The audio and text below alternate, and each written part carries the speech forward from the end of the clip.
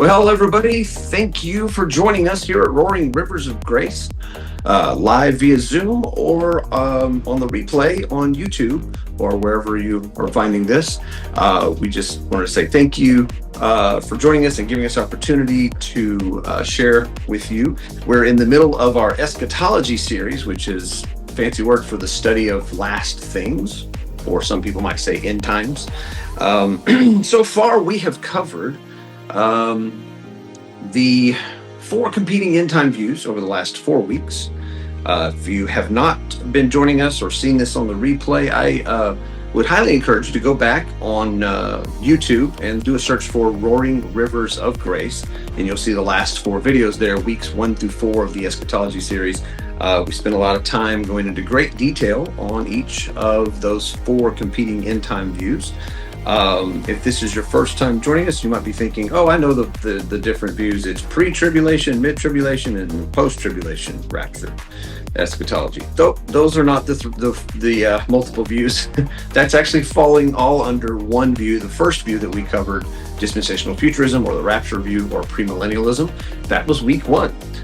There's actually 3 other views besides that view, and if you're an evangelical in the American church, you might not be aware of those 3 views. So we're just going to present these 4 views and let you go and do the research on your own. We're not here to start a fight or debate with anybody. Eschatology is probably the least developed subject material within theology. So again, we're not trying to start any fights. So just go watch those and do your own research and see what you find. Make your own conclusions about eschatology. This week, we're going to continue in the full or consistent preterist view. If you've heard of this view, you might have heard that full preterists believe in cessationism, meaning they believe that the gifts of the Spirit and all of the miracles and all those sort of things have ceased. That's not our view here as a full preterist. We believe those are until the union of the body, so which clearly hasn't happened yet. So we think that's still in place, and I would probably consider myself more of a consistent preterist than what would be typically or traditionally known as a full preterist because of that specifically, that difference. So before we get into the lesson, just wanted to point out a couple of things here.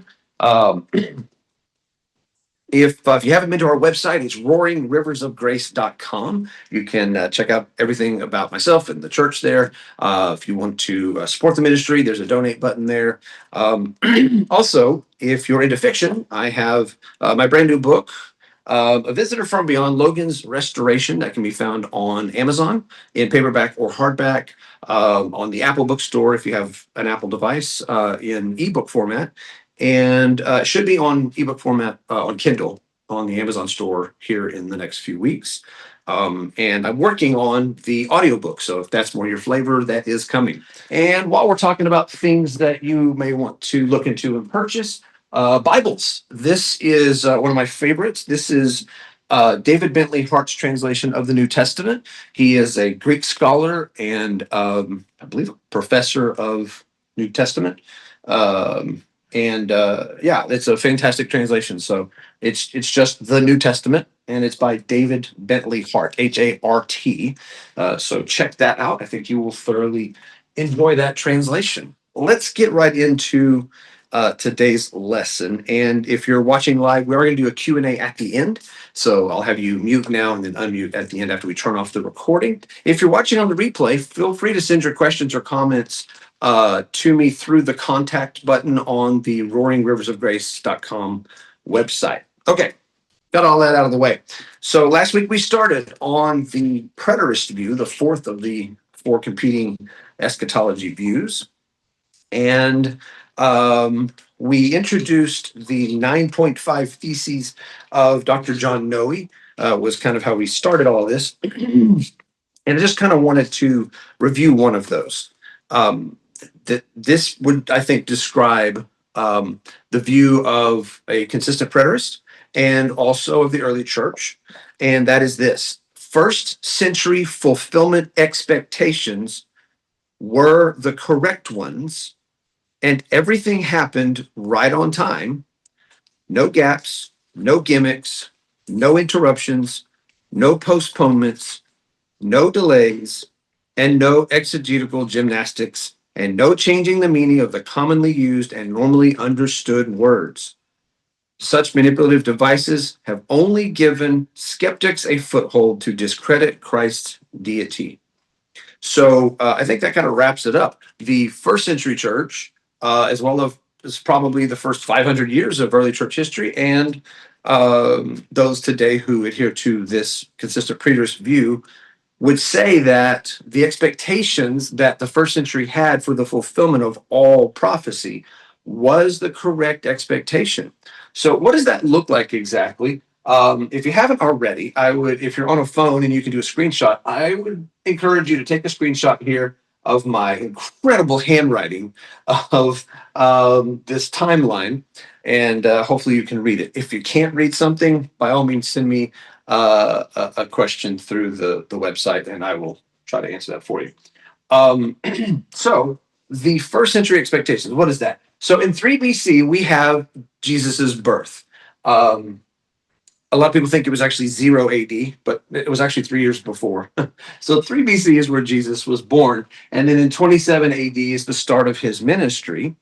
And then in 30 AD, after his 3.5 years of ministry, is where we see the crucifixion and then the resurrection, which were, of course, 3 days apart. And then 50 days later, we have the day of Pentecost. Also, what happened shortly after, 3.5 years later, after the crucifixion and resurrection of Christ, we see Stephen was stoned.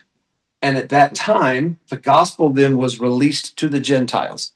Why am I telling you all this? Because when we get to Daniel and the book of Revelation, but specifically Daniel relating to this, you're going to see this timeline play out exactly. It's actually fulfilled just like Daniel prophesied. There is the final week of Daniel's 70 weeks is Christ's ministry starts in 27, in the middle of 27, so you have 3.5 years there, and then the final half of that week, which would be 7 years, would be the 3.5 years from the resurrection until the stoning of Stephen. Oddly enough, standing there at the stoning of Stephen, holding the cloaks of all of the Jewish leaders who stoned Stephen, the man holding their cloaks was a man by the name of Saul, who became known as Paul the Apostle, which wrote 2/3 of the New Testament, and was the apostle to, you guessed it, the Gentiles.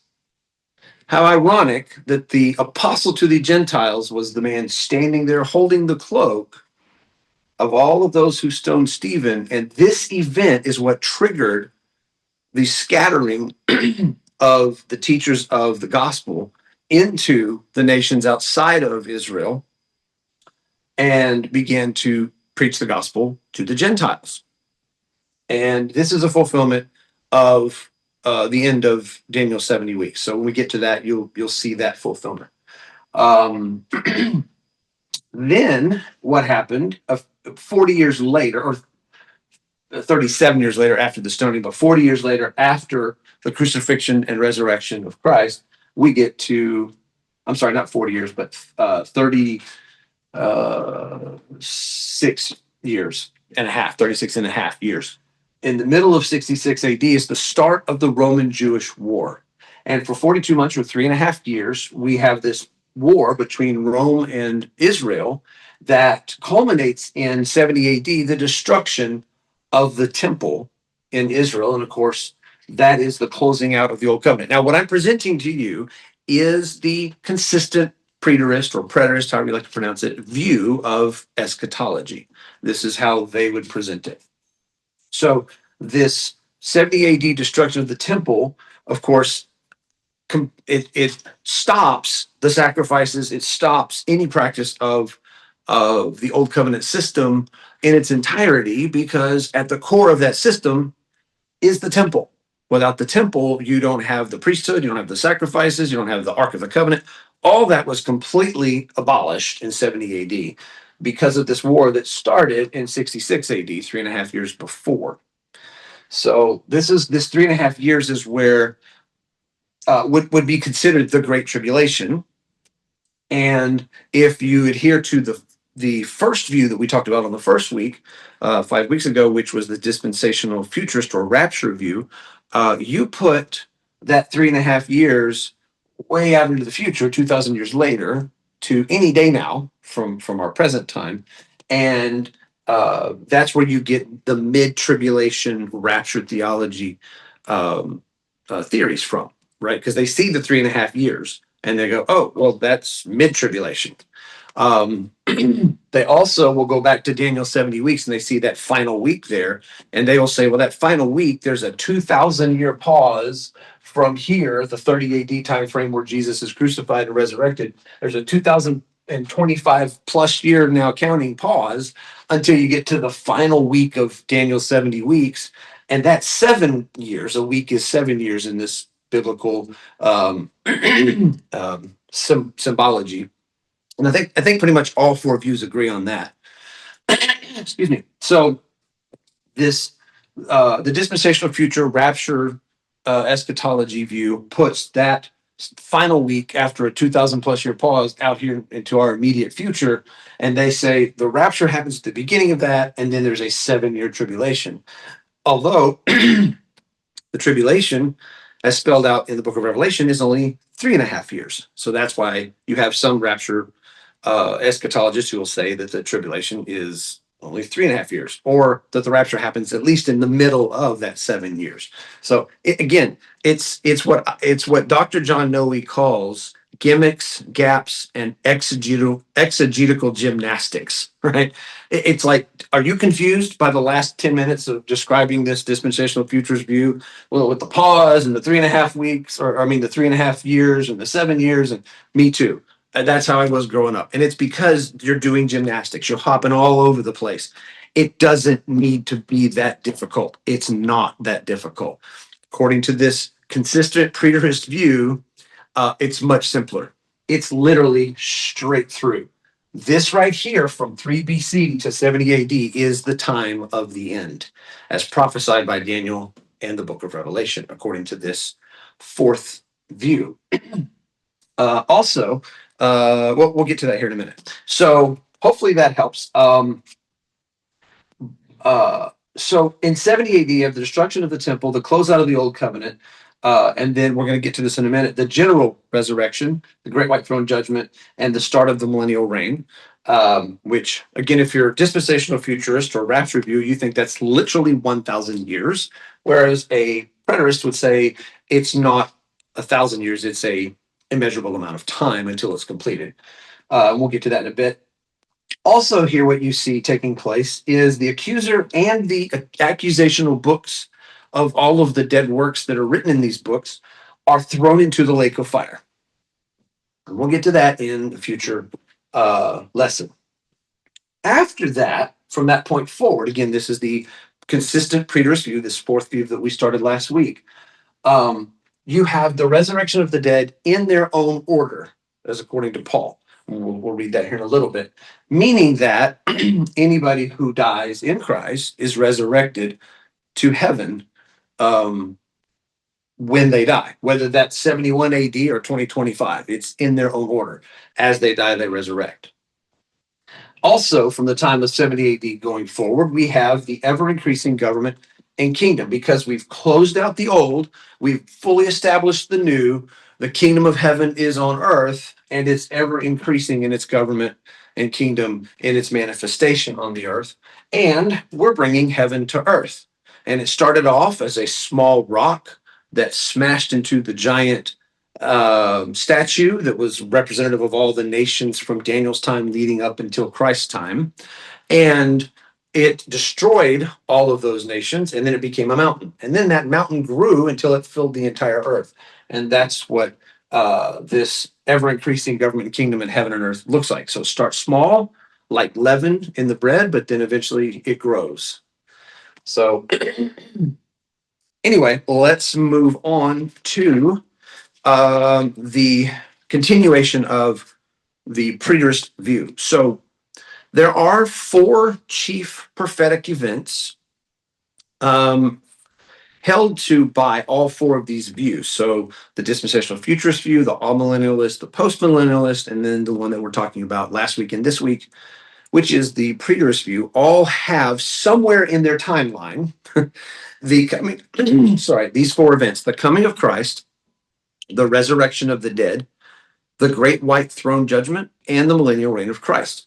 So everyone kind of agrees on those four. They just don't necessarily agree on when they occur. Um, so the first view, the dispensational futurist rapture premillennial view from the first week, would put all of that out into the future. Um, the all millennialists are like, it's kind of here or there. We're not really sure exactly. And the post millennialists put some of it as fulfilled here and some of it off into the way far distant future.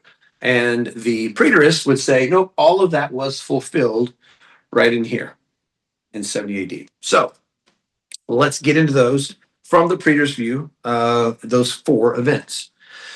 So the question we have to ask is, are these events about a transference of covenants with heavenly access or an eternal physical access to the earth? According to this preterist view, the coming of Christ was the judgment upon the old covenant system, the temple system, and the salvation of the saints from 66 to 70 AD.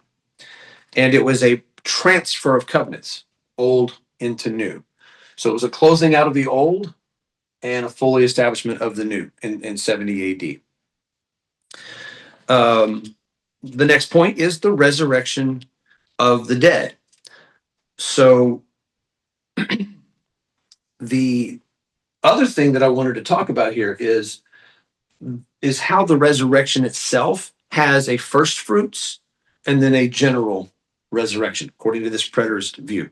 The first fruits took place on the Feast of First Fruits, which is when Christ resurrected from the dead, and the general resurrection took place in 70 AD as the full harvest. So let's see what that looks like. 1 Corinthians 15:20. If you have your Bible, pull it out and read along.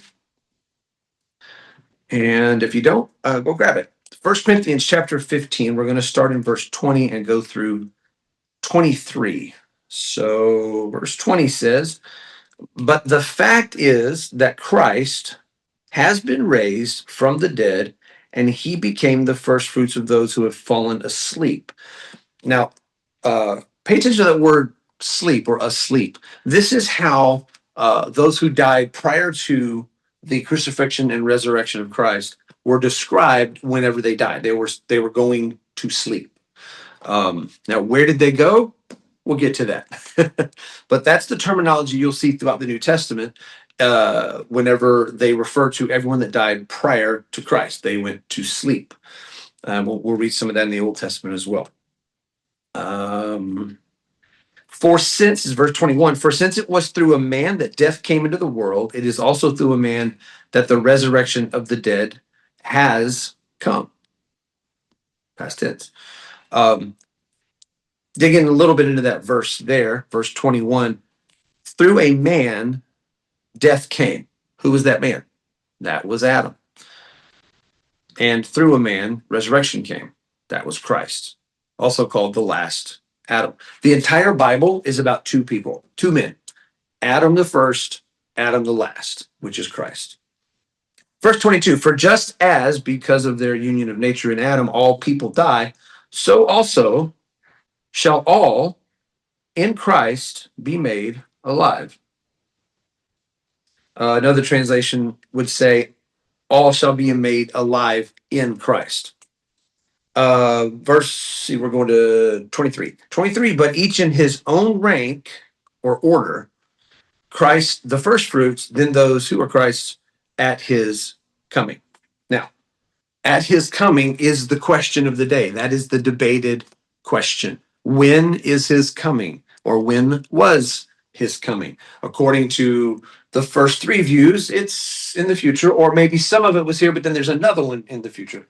Dispensational futurists would say it's in the future period.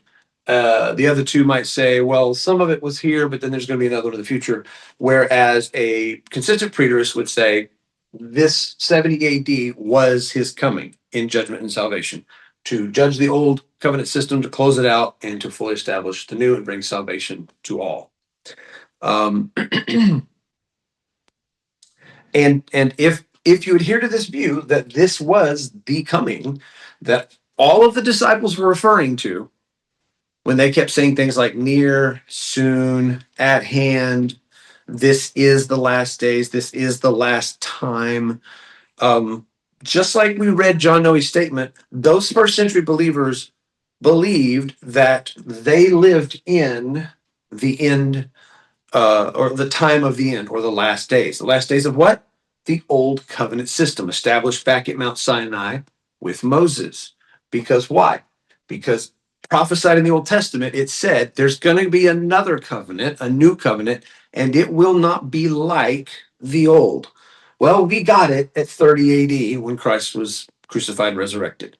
So he's established the new. Now we need to do away with the old because it is old and obsolete and soon fading away, according to the book of Hebrews, which was written right about here before 66 AD, right before the war of the great trip that caused the great tribulation that eventually led to the destruction of the temple, the closing out of the old covenant. Um, so if you adhere to this view that this was the end, the time of the end, and that this was the resurrection, this was when the general resurrection took place, was here in 70 AD. Now, what does that mean? Who was that? What does that look like? We'll get to that here in a little bit. So next, where were these first fruits? So let's go to Matthew 27. Let me see. Do I have that one here? I think I have that one here. Yeah, Matthew 27 and 52. This may shock you. I didn't hear of this until probably 10 years ago, maybe not even that long ago. But it's rather shocking. This is what happened on the day that Christ was resurrected, on the day of first fruits. This is Matthew 27, verse 52. And the tombs were opened, and many bodies of those holy ones who had fallen asleep were raised. What? Did you know this? The patriarchs popped up out of their graves or out of their tombs, if they had the kind that were inside the rock face, like Christ was. And they got their resurrected bodies and walked out of the tombs, and they actually walked around the city of Jerusalem for 40 days, going around telling everybody, hey, he's resurrected and so are we. So this was the first fruits of the harvest. The first fruit we read a minute ago was Christ. He was God the Father's harvest. But Christ's first fruits were these patriarchs that we just read about that popped out of their tombs and was walking around Jerusalem for 40 days, giving testimony of the resurrection and of Christ and of the first fruits resurrection that took place. So if we look in 2 Chronicles 9:31, I know lots of reading tonight, but I don't want you to think I'm making any of this stuff up. It's all here. Let's see. What was it? 9:31. Oh, hold on. I'm in first. Let me get to second. There we go. 2 Chronicles 9 and 30. Well, of course, it's on the page that's in between it. It's hard to get to. Hold on. There we go. Okay. 2 Chronicles 9:31. Then Solomon, everybody remember Solomon, right? The son of David, the king. Then Solomon slept with his fathers. He was buried in the city of David, his father. Rehoboam was his son. His son reigned in his stead. So Solomon slept with his fathers. There's that word again, sleep. If we look in 2 Chronicles 12, verse 16.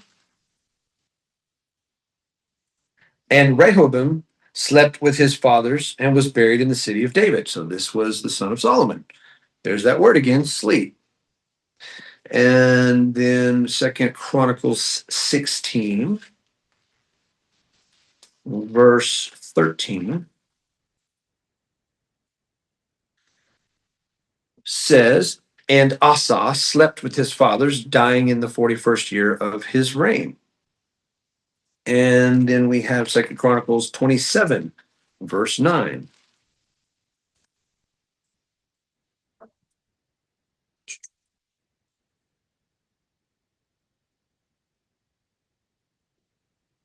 And Jotham slept with his fathers, and they buried him in the city of David.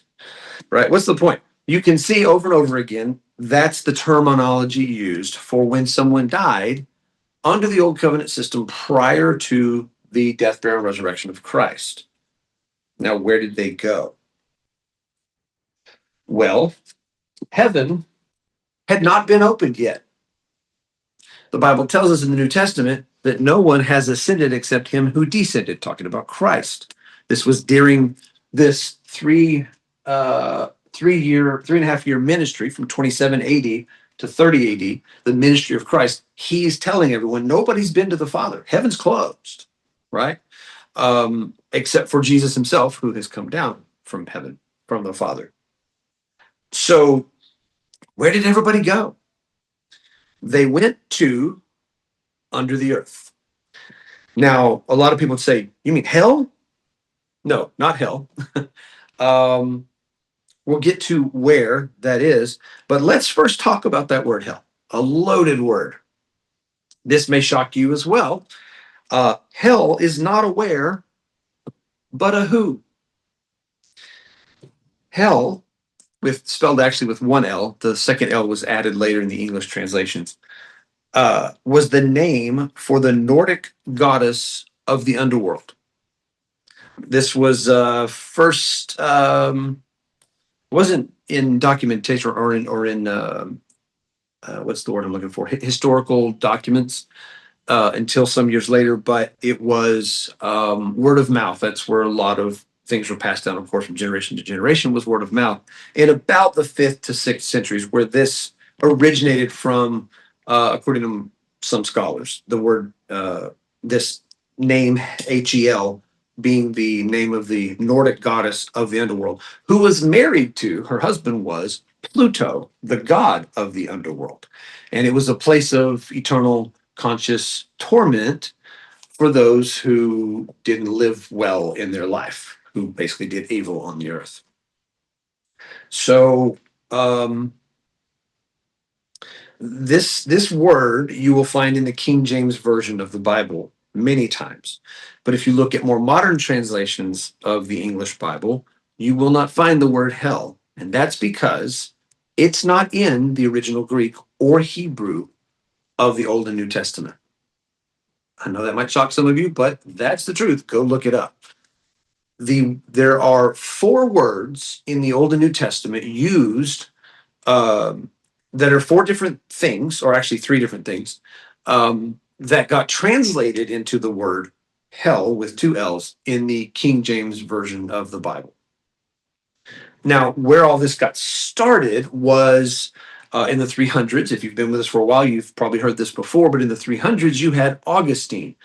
At the time, the Roman Empire was beginning to implode. They were being attacked by marauders from the outside, who would then burn many portions of the Roman Empire. So libraries and churches and places where all of the church documents were kept, and they lost a lot of it.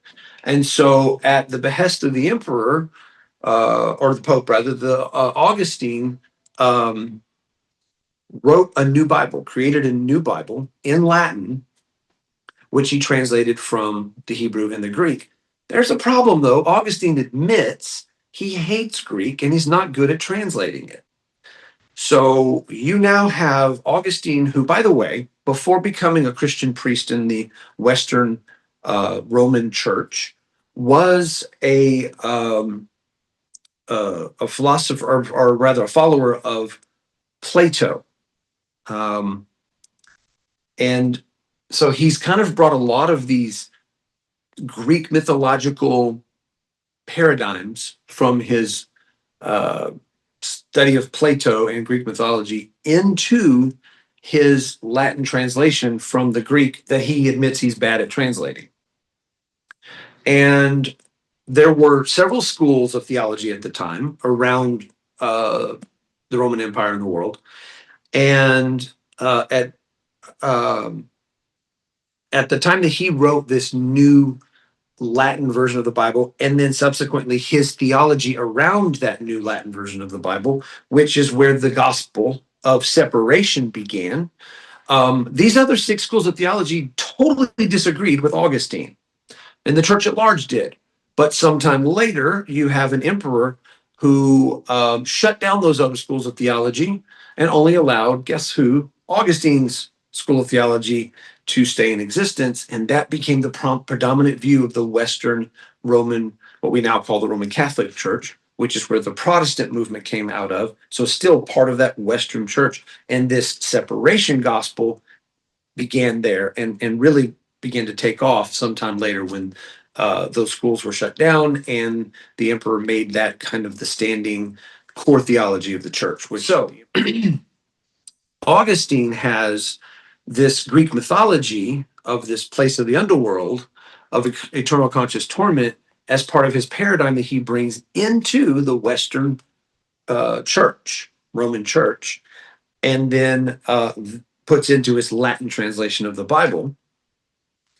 And then eventually you get to the 5th century, where this Nordic goddess Hel is put into the translations because of the theology of the day that came out of Augustinian theology, which was, again, the Western Roman Church, not the Eastern Orthodox Church.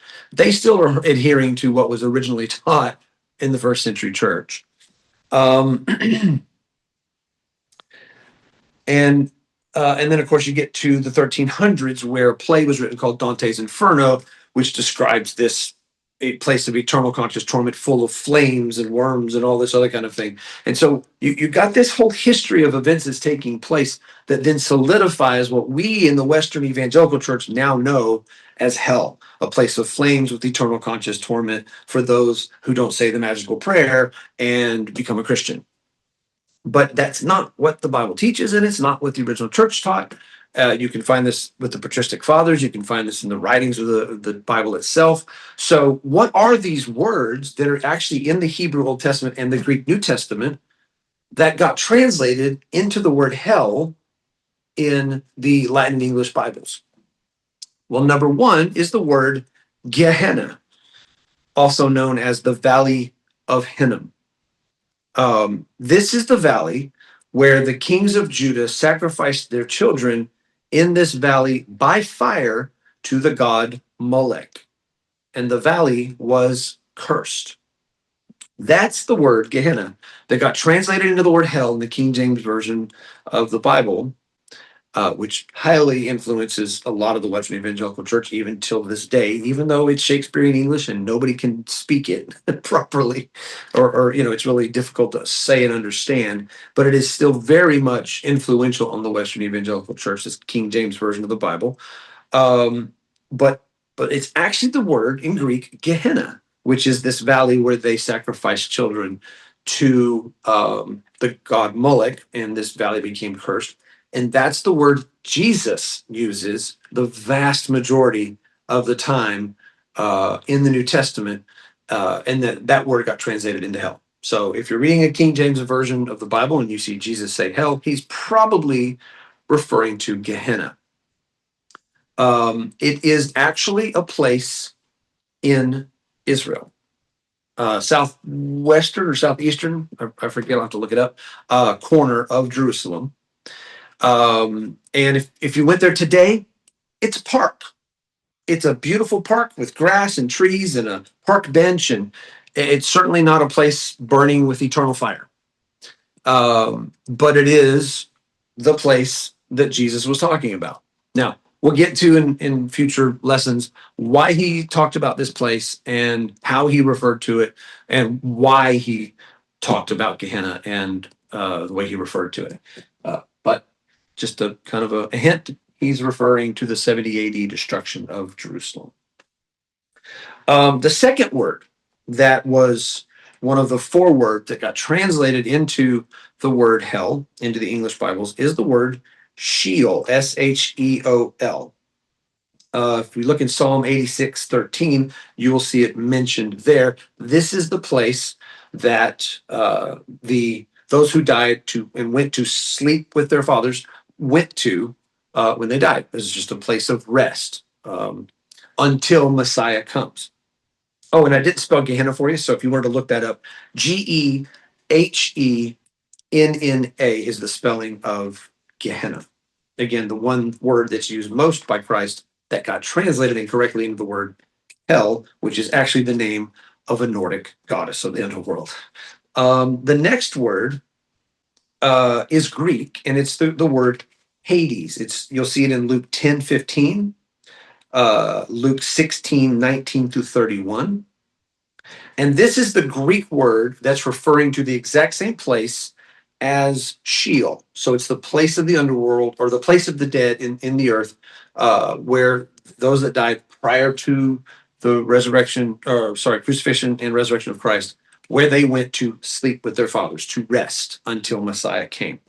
And then we'll get to the fourth word here in a second. Just grab some water here. That fourth word is Tarsus. Tarsus. I thought it was spelled Tarsus. Tarsus is how I've got it written here in my notes. That may be incorrect, but it's only used one time. It's in 2 Peter 2:4, and it refers to the place where the sons of God slept with the daughters of men. That scripture in the Old Testament. So basically, some sort of spiritual being. Some say fallen angels, others say demons. That's all another whole set of theological debate. But basically, spiritual beings that came and slept with women, and those women then birthed the giants of renown, like Goliath, also known as Nephilim. And this 2 Peter 2:4 is referring to the place where those fallen angels, demons, whatever they are, that slept with the daughters of men, where they are held in chains until the day of judgment, which again in this preterist view is 70 AD. Is when all that took place.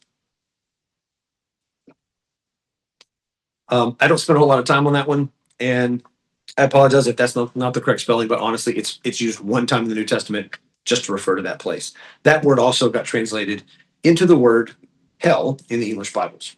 Well, at least in the King James Version. So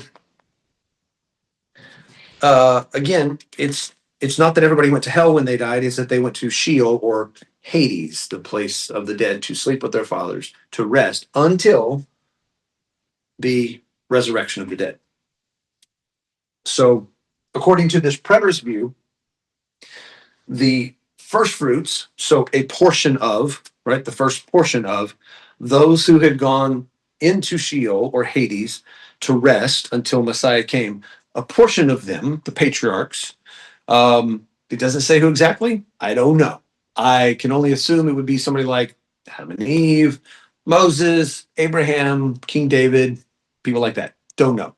I think the Bible probably leaves it out on purpose because they don't want Christians to try to elevate those people to some special status or something like that. But that's just my speculation. That's the gospel according to Kevin.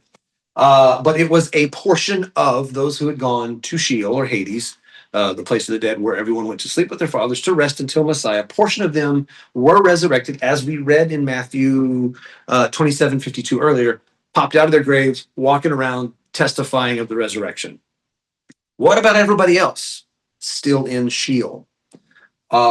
They are then resurrected in 70 AD at the closing out of the Old Covenant system, and they are the rest of this harvest. So the first fruits took place on the Feast of First Fruits, which was the first Sunday after the Passover. The Passover was the Last Supper and the crucifixion of Christ. He's the Lamb of God who takes away the sin of the world, right? So the Passover is all about pointing to Christ as the Lamb. Passover meals where they have the lamb, and they took the lamb's blood and put it on the doorpost so that they could be protected from death. Which, by the way, side note, what is it that Christ came to do, in part, was to undo what Adam had done. Adam, when he sinned, created the wages of sin, which is death. The wages of sin is not the pouring out of wrath by an angry father who just wants to beat up his children because, they messed up. It's death. That's the wages of sin. That's what every man after Adam, including Adam, had to pay was death. Hence the reason they are in Sheol or Hades. So the Passover in the Old Testament, the final plague was the 10th plague was the plague of death and the firstborn of everyone in Egypt, unless they put the blood on the doorpost of the Passover lamb, a type and shadow pointing to Christ, who, the Passover lamb crucified on Passover, uh, was then paying the wages of sin, which is death, by death itself. So Christ died, went into Sheol, and now the payment for death is complete. It's because he took all of humanity, because everyone is in him. John chapter 1 tells us everything was created in him. Not one thing that was created outside of him. So everything's in him, and he took it to the grave. He took Adam and all of humanity to the grave and paid the wages of sin, which is death, by death itself. But that's not the end of the story, as we all know. On the first fruits day, Sunday, he came up out of the grave and brought with him the first fruits of the resurrection, which were these patriarchs we see in Matthew 27:52 walking around after coming out of their graves and telling the good news of the gospel to everyone there. And then the rest of this harvest was in 70 AD at the general resurrection, according to this fourth view. So just a little backstory: in the Old Testament, under the law, the Jews had their crops, right? They sowed their seed, they had their crops, their farmland, and they would go. They would leave the edges for the widow and the orphan to come and be able to glean from, so that they could eat. Kind of the welfare system of the day. But then, when it was time for the harvest, they would go out and take a first portion of the harvest, and it was the best portion of the harvest, and they would then that was going to go to the temple as an offering, a first fruits offering, to go to the priesthood in celebration of the harvest. And on their way, they would be marching through Jerusalem, and they would wave this harvest, this grain offering, right? They would wave it and say, as a celebration of, hey, this is it. This is the first fruits of our harvest. We're thanking God for blessing us with this harvest. Well, guess what? These patriarchs who popped out of their graves on the day of resurrection with Christ, guess what those first fruits are doing? They're going throughout Jerusalem and waving themselves, the first fruits, going, hey, we're back. We're celebrating the resurrection of Christ, and we're a part of it. So they were the first fruits, waving the grain offering, to show everybody, well, not everybody in Jerusalem, but many in Jerusalem, that the resurrection had taken place. So let's see, where do we want to go from here? I think we're going to probably wrap it up there, and then we'll get into the Great White Throne Judgment and the millennial reign on next week. Hopefully this wasn't too confusing. Hopefully I didn't go too fast. You can always pause, rewind, to listen to this again. Again, I'm just presenting the fourth of these four competing end time views. I'm going into more depth with this view because this is the view that we adhere to here. And we're going to spend a lot of time on this view in the coming weeks. So if you have any questions, go to the website, fill out the contact form, roaringriversofgrace.com, send those over, and we'll try to answer those. Or I might reply and say, yep, we're covering that in a future lesson. So there's that. Again, thank you for joining us. I hope this was a blessing to you. If you're being fed by this ministry and you can, no obligation, no condemnation from us here, but if you're able to and you'd like to support the ministry, please go to roaringriversofgrace.com and click the donate button. We would appreciate any gift that you could give, large or small. We do have some, not a lot, but some expenses here at this location where we hold our church services each week. We also have some things we would like to purchase, like some sound equipment, so that we can start doing music, because I know some people are asking for that. So, again, thanks for joining us. And just as a reminder, if you're into books, fictional books, A Visitor from Beyond, Logan's Restoration, available on Amazon and the Apple Bookstore. And if you're not into fiction, Design for Success, 13 Principles for Life-Changing Success, my 2 books. And the Bible, the New Testament translation by David Bentley Hart, H-A-R-T. If you're looking for a good Greek to English translation, I think you will enjoy that one. Thanks again for joining us, and we will see you on next week. If you've enjoyed this teaching, please like the video, subscribe to our channel, and check us out at roaringriversofgrace.com, where you can learn more about us and donate to help support the ministry. Thanks for watching.